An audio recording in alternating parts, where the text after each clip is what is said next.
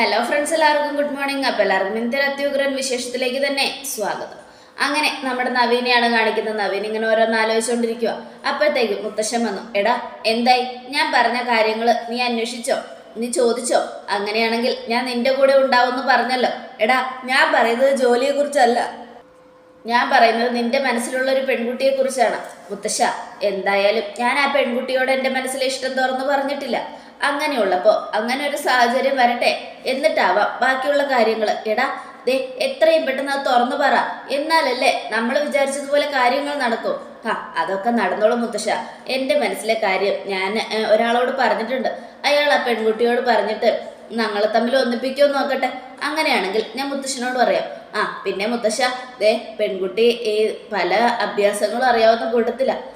അതുകൊണ്ട് തന്നെ ദേ കളറിയും കരാട്ടയും ഒക്കെ നന്നായിട്ട് അറിയാം. അത് കേട്ടതും എൻ്റെ ഭഗവാനെ, അപ്പൊ നീ ഒരു കരാട്ടക്കാരിയാണോടാ വീട്ടിലേക്ക് കൂട്ടിക്കൊണ്ടുവരാൻ പോകുന്നേ? അതെ, അങ്ങനെയാണ് മുത്തശ്ശ.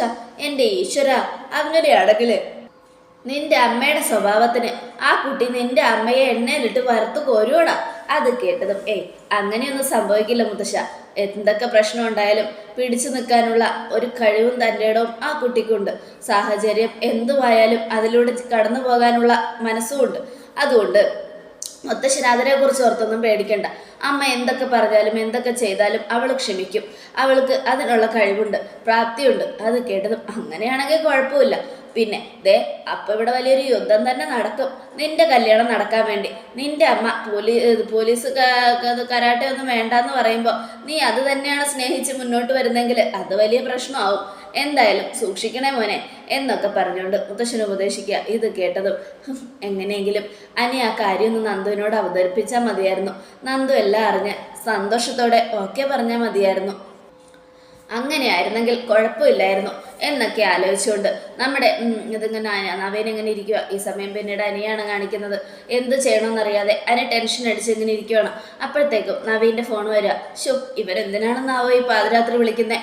അല്ലെങ്കിൽ എൻ്റെ സമാധാനം കളഞ്ഞു, വീണ്ടും എൻ്റെ സമാധാനം കളയാനാണെന്ന് തോന്നുന്നു എന്നും ആലോചിച്ചുകൊണ്ട് അനി ഫോൺ എടുക്കുക. ഹലോ നവീനെ, എടാ നീ പറഞ്ഞായിരുന്നോടാ? ഇത്ര പെട്ടെന്ന് ചോദിച്ചാ എങ്ങനെ ഞാൻ പറയാനടാ? നിന്നോട് ഞാൻ പറഞ്ഞില്ലേ എനിക്ക് 2 ദിവസത്തെ സാവകാശം തരാൻ. എടാ, നന്ദു എൻ്റെ ബെസ്റ്റ് ഫ്രണ്ടാ. അപ്പം നമ്മൾ എടിപിടിന്ന് ഇങ്ങനെ ഒരു കാര്യം പറഞ്ഞു കഴിഞ്ഞാൽ ഉറപ്പായിട്ടും അവള് സംശയിക്കും. അവൾക്ക് നമ്മളോട് ചിലപ്പോൾ ദേഷ്യം വരും. അതുകൊണ്ടാണ് ഞാൻ പറഞ്ഞത്. പെട്ടെന്ന് പറഞ്ഞാൽ ചീറ്റ് ചെയ്യുന്ന പോലെയാ. അതുകൊണ്ട് ഞാൻ പറയുമ്പോൾ അതെ ഞാൻ പറഞ്ഞോളാം, നീ പേടിക്കണ്ട. ദേടാ, എനിക്കിനി വെയിറ്റ് ചെയ്യാൻ പറ്റില്ല. ഞാൻ എൻ്റെ മനസ്സിലെ ആഗ്രഹം നിന്നോട് പറഞ്ഞത് എത്രയും പെട്ടെന്ന് കാര്യം നടക്കുന്നുള്ളത് കൊണ്ടാണ്. ഇനി നിനക്കതിന് ബുദ്ധിമുട്ടാണെങ്കിൽ ഒരു കാര്യം ചെയ്, ഞാൻ ആ കാര്യം വേറെ ആരോടെങ്കിലും പറയാം. അവർ വഴി ചിലപ്പോൾ എനിക്ക് നന്ദുവിനെ ഇഷ്ടമാണെന്നുള്ള കാര്യം നന്ദു അറിഞ്ഞേക്കും. അങ്ങനെയാണെങ്കിൽ കാര്യങ്ങളുടെ പോക്ക് പെട്ടെന്നാവുകയും ചെയ്യും. അയ്യോ വേണ്ട, നീ അബദ്ധമൊന്നും കാണിക്കണ്ട. നീ എന്നോട് പറഞ്ഞില്ലേ, നീ എന്നെ വിശ്വസിക്കേ, ഞാൻ നന്ദുവിനോട് പറയാം. എന്താ പോരെ? അത് കേട്ടതും അങ്ങനെയാണെങ്കിൽ കുഴപ്പമില്ല. പക്ഷെ എനിക്ക് നിന്നെയും വിശ്വാസമില്ല. അതുകൊണ്ടാണ് പറഞ്ഞത്. എടാ വിശ്വസിക്കടാ. ദേ ഒരു കാര്യം ഞാൻ പറയാം, എന്തൊക്കെ സംഭവിച്ചാലും ശരി എനിക്ക് നിന്നെ വിശ്വാസം. അതുകൊണ്ട് നീ എന്തായാലും നന്ദുവിനോട് പറഞ്ഞ് അവൾക്ക് എന്നെ ഇഷ്ടമാണെന്ന് പറയിപ്പിക്കണം കേട്ടോടാ. പ്ലീസ്, നീ അല്ലാതെ എനിക്ക് വേറെ കൂട്ടുകാരല്ലാഞ്ഞിട്ടല്ല, നീ എനിക്ക് വിശ്വസ്തനായ കൂട്ടുകാരനാടാ. അതുകൊണ്ടാ. ശരി, ഞാൻ പറഞ്ഞില്ലേ, ഞാൻ പറഞ്ഞ് അവളെ കൊണ്ട് സമ്മതിപ്പിച്ചോളാം. നീ ധൈര്യമായിട്ടിരിക്കേ എന്നും പറഞ്ഞുകൊണ്ട് അനി ഫോൺ കട്ട് ചെയ്യുക. ഈശ്വര, എൻ്റെ പെണ്ണിനെ തന്നെ അവൻ എന്നോട് ചോദിക്കുക. ഞാനിപ്പോൾ എന്താ ചെയ്യുക? എന്ത് മറുപടി അവന് കൊടുക്കുക? ഒരു പിടിയും കിട്ടുന്നില്ലല്ലോ. എനിക്കാണെങ്കിൽ പേടിയായിട്ട് പാടില്ല എന്നൊക്കെ ആലോചിച്ചുകൊണ്ട് അനി വിഷമിച്ച് ഇങ്ങനെ ഇരിക്കുകയാണ്, എന്ത് ചെയ്യണമെന്നറിയാതെ. ഈ സമയം പിന്നീട് കാണിക്കുന്നത് നമ്മുടെ നവീനെയാണ്. നവീനും സ്വപ്നങ്ങളൊക്കെ കണ്ടുകൊണ്ട് ഇങ്ങനെ ഇരിക്കുക. നന്ദുവിനോട് അനി പറയുന്നതും അനിയോട് നന്ദു ഓക്കെ പറയുന്നതും അങ്ങനെ നവീനും നന്ദു ഒന്നിക്കുന്നതൊക്കെ ആയിട്ടുള്ള സ്വപ്നങ്ങളും. ഈ സമയം പിന്നീട് കാണിക്കുന്നത് നമ്മുടെ നയനയാണ്. നയനയാണെങ്കിൽ ആദർശൻ്റെ മടിയിൽ കിടന്ന് ഭയങ്കര കരച്ചിലാണ്. എന്താ നയന ഇത്?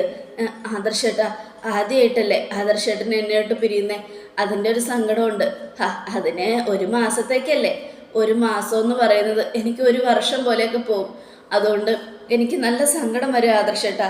സത്യം പറഞ്ഞാൽ വയറ്റിൽ കുഞ്ഞില്ലായിരുന്നെങ്കിൽ ഞാനും ആദർശേട്ടനോടൊപ്പം വന്നായിരുന്നു.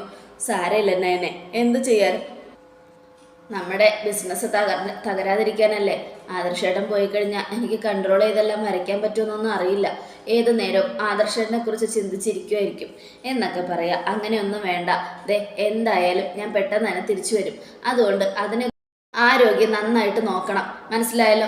ഏതു നേരം ഭക്ഷണമൊന്നും കഴിക്കാതിരിക്കരുത്. നമ്മൾ തമ്മിൽ പണ്ടത്തെ പോലെ ശത്രുക്കളായാൽ മതിയായിരുന്നു. അതായിരുന്നെങ്കിൽ ആദർശേട്ടൻ പോകുമ്പോൾ എനിക്ക് സങ്കടമൊന്നും തോന്നില്ലായിരുന്നു.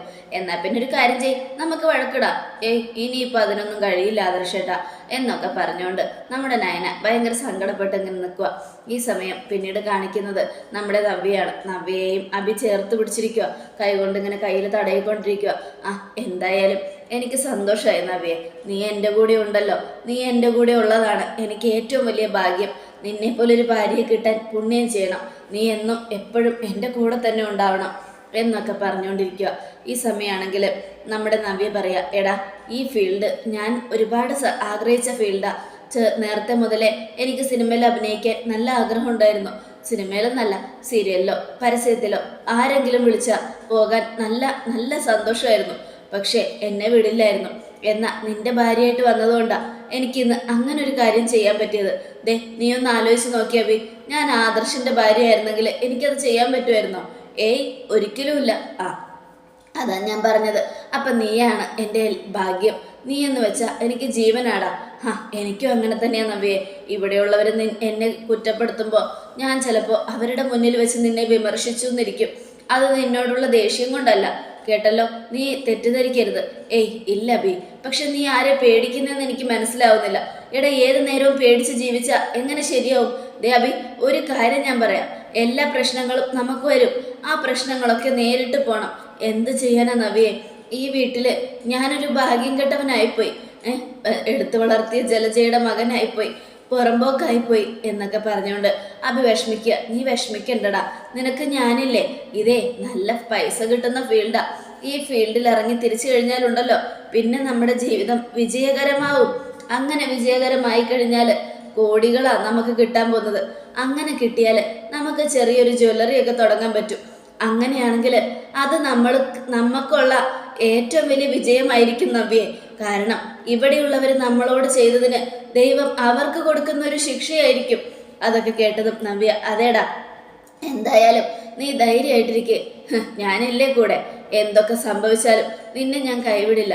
നീയാടാ എൻ്റെ ഭാഗ്യം. അങ്ങനെയുള്ളപ്പോൾ നിന്നെ ഞാൻ കൈവിടുവോ? ഇവിടെയുള്ളവർ നിന്നെ പുറമ്പോക്കാക്കിയാലും നിനക്ക് ഞാനുണ്ട്, നമ്മുടെ കുഞ്ഞുണ്ട്. പിന്നെ ഒരു കാര്യം ഞാൻ നിന്നോട് പറയാനിരിക്കുകയായിരുന്നു. എന്താ നവ്യെ? ഞാൻ പരസ്യത്തിൽ അഭിനയിക്കാൻ പോകുമ്പോൾ നീ എൻ്റെ കൂടെ വരണം. അതെന്തിനാ? സൗന്ദര്യം കൂടുതലുള്ളവരെയാണ് ഈ പരസ്യത്തിലൊക്കെ എടുക്കുന്നത്. അങ്ങനെയുള്ളപ്പോൾ ഇതൊരു സൗന്ദര്യ മത്സരവും കൂടിയാ. അവിടെ പെൺകുട്ടികളുടെ പിന്നാലെ ഇഷ്ടം പോലെ പൂവാലന്മാരുണ്ടാവും. അതുകൊണ്ട് എൻ്റെ ഭർത്താവ് എൻ്റെ കൂടെ ഉണ്ടാവുന്നതിൽ എനിക്കൊരു ധൈര്യവും തൻ്റെ ഇടവുമാണ്. അതുകൊണ്ട് നീ വരുമോ? അപ്പം നമ്മുടെ കുഞ്ഞിനെ അമ്മ നോക്കിക്കോളും. നീ എൻ്റെ കൂടെ ഉണ്ടെങ്കിൽ എനിക്കിതൊരു ധൈര്യമാടാ. അങ്ങനെയൊന്നും നീ വിചാരിക്കേണ്ട നവ്യെ, ഞാൻ കൂടെ വരാം എന്നും അഭി. അത് കേട്ടതും സമാധാനായി. പിന്നെ ഇപ്പോൾ നീ ഈ ഫീൽഡിൽ ഇറങ്ങിയേക്കുന്നത് കൊണ്ട് നമ്മളെ തമ്മിൽ തെറ്റിക്കാൻ ഇവിടെയുള്ളവർ പഠിച്ച പണി 18 നോക്കും. അതുകൊണ്ട് സൂക്ഷിക്കണം. അവരെന്ത് കള്ളം വേണേലും പറയും. പല കള്ളവും പറയാനുള്ള സാധ്യതയുണ്ട്. അതുകൊണ്ട് അതെല്ലാം നീ വിശ്വസിച്ച് എന്നെ നീ അവോയ്ഡ് ചെയ്യരുത്. എന്നെ നീ തള്ളി പറയരുത്. എന്താടാ ഇത്? അങ്ങനെ ഞാൻ ചെയ്യോ? ഇവിടെയുള്ളവരുടെ വാക്ക് കേട്ട് നിന്നെ തള്ളി പറയാനോ കളയാനോ എനിക്ക് പറ്റുമോ? ഒരിക്കലുമില്ല. നീ എൻ്റെ എല്ലാം ആടാ, എൻ്റെ എല്ലാം എന്നും പറഞ്ഞുകൊണ്ട് അബിയുടെ നെഞ്ചിലേക്ക് നവ്യ ചാഞ്ഞു കിടക്കുക. ഈ സമയം അബി ആലോചിക്കുകയാണ്, എല്ലാവരും എനിക്ക് ശത്രുക്കൾ തന്നെയാടി. പക്ഷേ എന്തായാലും നിന്റെ ആവശ്യം എനിക്കിപ്പോൾ ഉണ്ട്. അതുകൊണ്ട് നിന്നെ സ്നേഹിച്ചേ പറ്റൂ എന്ന് ആലോചിച്ചുകൊണ്ട് അബി ഇങ്ങനെ ഇരിക്കുക. ഈ സമയം പിന്നീട് കാണിക്കുന്നത് നേരം പരപരാ വെളുത്തു. നേരം വെളുത്തതും നയന ആദർശിന്റെ പെട്ടിയിൽ ഓരോന്നൊക്കെ എടുത്തു വയ്ക്കുക. നീ അതെന്നെല്ലാം എടുത്തു വെച്ചതല്ലേ മോളെ? അത് പിന്നെ ആദർശേട്ടാ, ഞാനേ ടിക്കറ്റ് ആദർശനെ എടുത്തു വെച്ചാൽ നോക്കിയതാ. അതൊക്കെ എടുത്തു വെച്ചിട്ടുണ്ടാവും. ടിക്കറ്റ് ഇല്ലാതെ എനിക്ക് പോകാൻ പറ്റില്ലല്ലോ. മെയിൻ ആയിട്ടുള്ള കാര്യം ടിക്കറ്റാ. അതില്ലെങ്കിൽ പിന്നെ നമുക്ക് പോകാൻ പറ്റില്ലല്ലോ. ഇനിയിപ്പോൾ അതില്ലെങ്കിലും റെയിൽവേ സ്റ്റേഷനിൽ എയർപോർട്ടിൽ ചെന്ന് കഴിഞ്ഞാൽ അതൊക്കെ അവർ ശരിയാക്കി തരും. അങ്ങനെയുള്ളപ്പോൾ ഇപ്പോഴത്തെ കാലത്ത് പേടിക്കൊന്നും വേണ്ട നയന എന്നൊക്കെ പറയാം. അതെ, ഞാനൊന്ന് പ്രാർത്ഥിച്ചിട്ട് വരാം ആദർശേട്ടാ. പ്രാർത്ഥിക്കാൻ പോവാണോ? ഇപ്പോൾ വരാം ആദർശേട്ടാ എന്നും പറഞ്ഞുകൊണ്ട് നയന പൂജാമുറിയിലേക്ക് പോവുക. ഈ സമയം ദേവയാനി അവിടെ നിന്ന് പ്രാർത്ഥിച്ചുകൊണ്ടിരിക്കുകയായിരുന്നു. അപ്പോൾ നയനെ അങ്ങോട്ട് ചെന്നു. നയന ചെന്ന് പ്രാർത്ഥിച്ചുകൊണ്ടിരിക്കുമ്പോൾ നമ്മുടെ ദേവയാനി നയനെ തന്നെ നോക്കി നിൽക്കുക. നയന കരയുന്നത് ദേവയാനിക്ക് മനസ്സിലായി. എന്താ മോളെ, എന്തു പറ്റി? അറിയില്ലമ്മേ, കല്യാണം കഴിഞ്ഞിട്ട് ഇത്രയും ദിവസമായിട്ട് ആദ്യമായിട്ടല്ലേ ആദർശേട്ടൻ പിരിയുന്നേ, അതിൻ്റെ ഒരു വിഷമമുണ്ട്. അത് കേട്ടതും മോള് വിഷമിക്കണ്ട, ഞങ്ങളൊക്കെ മോളുടെ കൂടെ ഇല്ലേ, പിന്നെ എന്തിനാ വിഷമിക്കുന്നേ? ഇല്ലമ്മേ, എന്നാലും വല്ലാത്തൊരു സങ്കടം. ആ സങ്കടം എന്താണെന്നറിയില്ല, ചെറിയ പേടിയുണ്ട്. ഒരു പേടിയും വേണ്ട, നമ്മൾക്കുള്ള ജീവിതത്തിലുള്ള എല്ലാ വിഘ്നങ്ങളും വിഘ്നേശ്വരൻ മാറ്റിത്തരും എന്നൊക്കെ പറഞ്ഞുകൊണ്ട് ഉപദേശിക്കുകയാണ്. ഇതെല്ലാം കേട്ടതും നമ്മുടെ നയനയ്ക്ക് ഇത്തിരി ആശ്വാസമായി. എന്നാ എന്തായാലും വാ മോളെ എന്നും പറഞ്ഞിട്ടാണ് അങ്ങോട്ട് ചെല്ലുക. അപ്പം മുത്തശ്ശനും ചായ കുടിച്ചുകൊണ്ടിരിക്കുക. ഈ സമയം അതെ മോൻ പോകുന്നതിൽ മോൾക്ക് നല്ല വിഷമമുണ്ട് മോളെ, ഞങ്ങൾ അവനോട് പറഞ്ഞതാ പോകണ്ടെന്ന്. എന്ത് ചെയ്യാനാ, എന്നെ വിടാൻ അവളിന് താല്പര്യമില്ല. അത് പിന്നെ മുത്തശ്ശന് അസുഖങ്ങൾ ഒരുപാട് ഉള്ളതുകൊണ്ടാണ് മുത്തശ്ശ, വേറൊന്നുമില്ല എന്നൊക്കെ നയന പറയുക. ഇത് കേട്ടതും എന്നാലും ഞാൻ പോയാനായിരുന്നല്ലോ, മോളെ ഒറ്റക്കാക്കിയിട്ട് പോകേണ്ട ആവശ്യമുണ്ടോ? ഞാൻ ഒറ്റയ്ക്കല്ലല്ലോ മുത്തശ്ശ, ഇവിടെ എല്ലാവരും ഇല്ലേ, നിങ്ങളെല്ലാവരും എനിക്ക് എൻ്റെ ആൾക്കാരല്ലേ. അങ്ങനെയുള്ളപ്പോൾ ഞാൻ എന്തിനാ പേടിക്കുന്നേ? ദുഷ്ടയായ അമ്മായിയമ്മയുടെയും അമ്മായിയച്ഛൻ്റെ അടുത്തല്ലല്ലോ ഞാനുള്ളത്. എന്നെ സ്നേഹിക്കുന്ന പൊന്നുപോലെ സ്നേഹിക്കുന്ന അച്ഛൻ്റെ അമ്മയുടെ അടുത്തല്ലേ ഉള്ളത്. അത് കേട്ടതും അത് ശരിയാ മോളെ, അതുകൊണ്ട് മോള് വിഷമിക്കൊന്നും വേണ്ട, അവൻ പോയിട്ട് പെട്ടെന്ന് വരട്ടെ. മോളെ എന്തായാലും മോൾ അങ്ങോട്ട് ചെല്ല്, മോൻ പോകാൻ റെഡിയാകുമല്ലേ? ശരി അമ്മേ മുത്തശ്ശി എന്നും പറഞ്ഞുകൊണ്ട് നമ്മുടെ നയനെ അങ്ങ് പോവുക. ഈ സമയം നമ്മുടെ മുത്തശ്ശനും മുത്തശ്ശി പാവം മോക്ക് നല്ല സങ്കടം ഉണ്ടല്ലേ ദേവേനെ? അതെ, അവള് പൂജാമുറിയിലൊന്ന് കരയുമായിരുന്നു അച്ഛാ. എന്ത് ചെയ്യാനാ, അവൻ പോകുന്നതിന് മുമ്പ് ടിക്കറ്റ് ബുക്ക് ചെയ്യണമെന്ന് വിചാരിച്ചപ്പോഴത്തേക്കും അവൻ ടിക്കറ്റ് ബുക്ക് ചെയ്തു. അതുകൊണ്ടാ ഞാൻ പിന്നെ മിണ്ടാതിരുന്നത്. സാരല്ല അച്ഛാ, അവൻ പോയിട്ട് വരട്ടെ. എന്തായാലും അവൻ പോകുന്നതിൽ നിനക്കും വിഷമമുണ്ടല്ലോ ദേവേനെ, അത് പിന്നെ ഇല്ലാതിരിക്കോ? അവന് എൻ്റെ അടുത്തുനിന്ന് എന്നെ പിരിഞ്ഞാൽ എനിക്കത് ഒരിക്കലും ഇതാകാൻ പറ്റാത്ത സങ്കടമാണ്. എന്ത് ചെയ്യാനാ, ഒരു കാര്യത്തിന് പോകുമ്പോൾ പിന്നെ തടയാൻ പറ്റില്ലല്ലോ എന്നൊക്കെ പറഞ്ഞുകൊണ്ട് അവരിങ്ങനെ ഇരിക്കുക. ഈ സമയം പിന്നീട് കാണിക്കുന്ന ആദർശിൻ്റെ അടുത്തേക്ക് നയനെ ചെല്ലുക. എന്താ നയനെ, വിഷമമുണ്ടോ? പിന്നെ വിഷമമില്ലാതിരിക്കുമോ? ആദർശേട്ടന് വിഷമമൊന്നുമില്ലേ എന്നും ചോദിച്ചുകൊണ്ട് നയന ആദർശിനെ കെട്ടിപ്പിടിച്ച് കരയുക. എന്താടാ ഇത്, ഞാൻ പോയിട്ട് പെട്ടെന്ന് വരില്ലേ?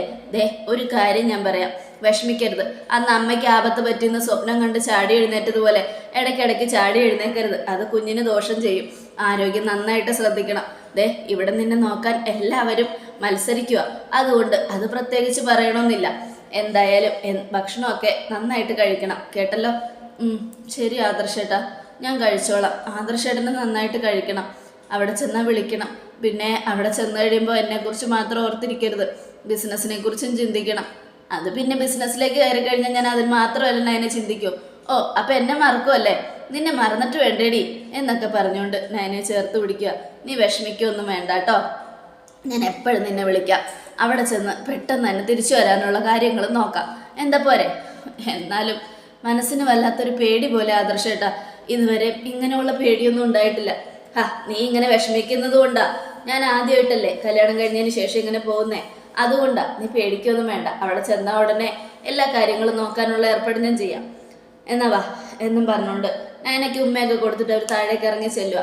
ഈ സമയം മുത്തശ്ശനും മുത്തശ്ശിയും ദേവേനൊക്കെ അവിടെ ഉണ്ടായിരുന്നു.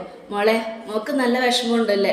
അത് പിന്നെ ഇല്ലാതിരിക്കോ മുത്തശ്ശി എന്നും. നയന പേടിക്കണ്ട മോളെ, ഇതൊക്കെ ജീവിതത്തിൻ്റെ ഒരു ഭാഗമാണ്. എന്നെ കല്യാണം കഴിച്ചുകൊണ്ട് വന്ന സമയത്തും മോളുടെ മുത്തശ്ശൻ ഇതുപോലെയൊക്കെ പോകുമായിരുന്നു.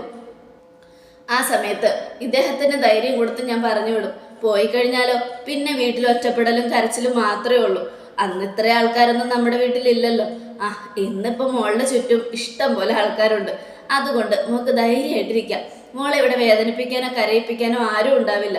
സത്യം പറഞ്ഞാൽ ഇവിടെ നിന്ന് ഓരോരുത്തരും മാറി നിൽക്കുമ്പോൾ നമുക്ക് ചങ്ക് തകരുന്ന വേദനയാണ്. പക്ഷെ ഒരുത്തൻ മാത്രം പോയാൽ ഒരു സങ്കടവും ഇല്ല. അബി സാരമില്ല, ഇനിയിപ്പോൾ അതിനെക്കുറിച്ചൊന്നും പറയണ്ട. പോകുന്ന സമയത്ത് വഴക്കൊന്നും ഇടണ്ട. എടാ അനി, നിന്നെ എല്ലാ ബ്രാഞ്ചും ഏൽപ്പിച്ചിട്ട് ഞാൻ പോകുന്നത്, നന്നായിട്ട് നോക്കണം കേട്ടോ. നീ എല്ലാം നോക്കി കണ്ട് നടന്നു കഴിഞ്ഞാൽ എനിക്ക് പിന്നെ കുറച്ച് ഭാരം ഒഴിയും. പിന്നെ എനിക്ക് ഈ ടെൻഷൻ അധികം ഉണ്ടാവില്ല. അങ്ങനെയാണെങ്കിലേ നമ്മുടെ കമ്പനിക്ക് 2 MD മനസ്സിലായല്ലോ? അത് കേട്ടതും എൻ്റെ ഏട്ടാ ഒന്നും മിണ്ടാതിരിക്കും, അതൊക്കെ ഞാൻ നോക്കിക്കോളാം. ഏട്ടന് അതൊന്നും ഓർത്ത് പേടിക്കണ്ട. ഏട്ടൻ ഇപ്പൊ പോകുന്ന കാര്യം എന്താണോ അത് ചെയ്ത് തീർത്തിട്ട് വന്നാൽ മതി, കേട്ടല്ലോ? എന്തായാലും ദേ ഏട്ടൻ 2 MD ഒന്നും നമ്മുടെ ജ്വല്ലറിക്ക് വേണ്ട, ഏട്ടൻ 1 MD മതി, മനസ്സിലായല്ലോ? ഞാൻ ഏട്ടൻ്റെ സാധനങ്ങളൊക്കെ കാറി കൊണ്ട് വെക്കാം, വാ ഏട്ടാ എന്നും പറഞ്ഞുകൊണ്ട് നമ്മുടെ അനി പെട്ടിയായിട്ട് പോകുക. എന്നെല്ലാവരും വന്നേ എന്നും പറഞ്ഞ് ആദർശ് നയനയുടെ കൈയും പിടിച്ചുകൊണ്ട് വെളിയിലേക്ക് പോവുക.